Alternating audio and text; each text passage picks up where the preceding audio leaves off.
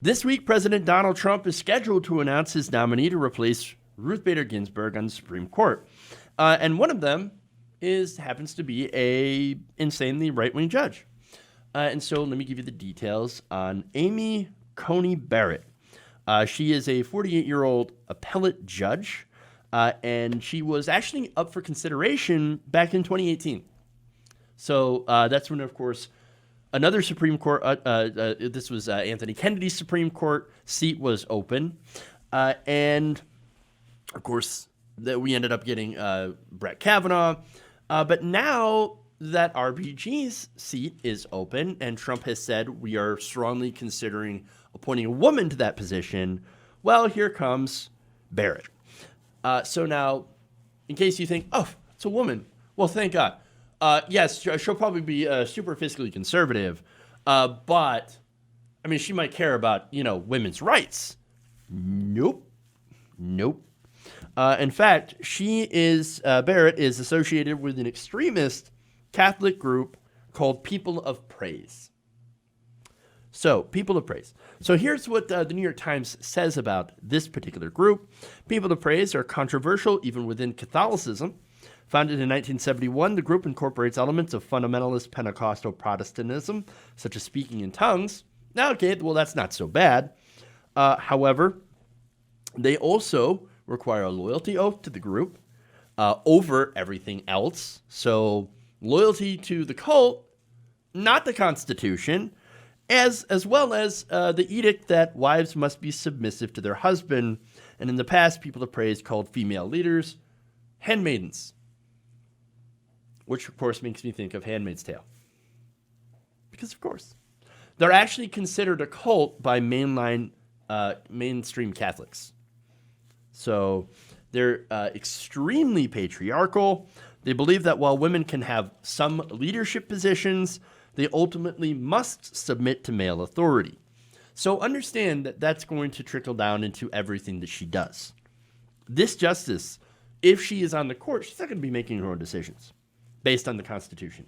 She is going to be making these decisions based on a religious cult that puts women as second-class citizens. Now, do you think that person is going to defend Roe v. Wade?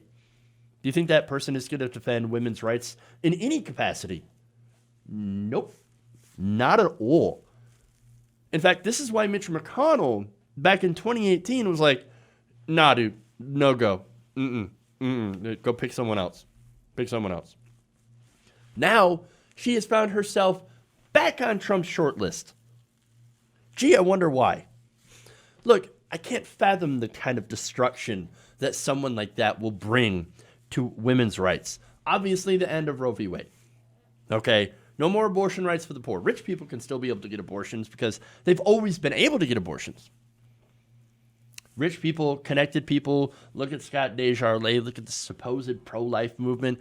There are people littered with abortions, with dead babies everywhere, to put it in their perspective, right? Or their language. But they don't care. Look, you could even have a situation where they come after birth control. You might think, wait a minute. Well, remember, these Catholic fundamentalists, not in favor of birth control either. And remember, that's only been legal since the 60s. Not very long. Think of other things as well. Women in positions of power in the government, in the workplace, childcare. You could even see rulings against encouraging more, paid childcare policies, right? With an express interest in keeping women in the home and out of the workplace. Also think of protections for women who are battered, who are in abusive relationships, making it difficult for them to leave because there will not be enough resources. Again, look at the ways that they could really have an impact on the Supreme Court. It's horrifying. And so just think of the result of someone like that in power. It's a bad future for women. Regardless, but even so, this is a really terrible case, a really terrible person to have on the Supreme Court. And you could only imagine, of course, conservatives pushing tons of cases to the Supreme Court to get rulings on their various social issues, which help to cement their power and help them win the culture wars. And that's what this is. And look, this is only one of their picks. There are others. I'm pretty sure, though, however, anyone under consideration is not going to be in favor of reproductive rights. Why is that? Because it's politics. Of course. They got to throw out the red meat to the base. We are 1 month away from election time, and Donald Trump is struggling in some of the polls against Biden. They got to get their base out. It's exactly the kind of right, red meat that they need. Now, at the same time, it could also help Democrats and Biden if the Democrats manage to somehow block a vote until the election. I don't know how they're going to do that. They don't have a filibuster and judicial nominees. Harry Reid, went nuclear, blew that up. But there's, there are ways that they could try to use whatever, what little power that they actually have to gum up the works and procedural votes and basically try to wait out the clock. Whether or not the Democrats actually do that is really an open question, and it shouldn't be like that. It shouldn't be an open question.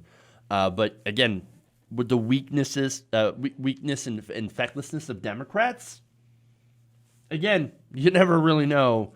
But the safe bet is to bet on Democrats rolling over and allowing people like this to get appointed to the Supreme Court. And it's really, really terrible. But, I'm hoping that something is going to happen, that they're going to try to be able to block it successfully until after the election. If not, look, the women's right to choose, it's probably the first thing that's going to go, and it won't be the last thing to go.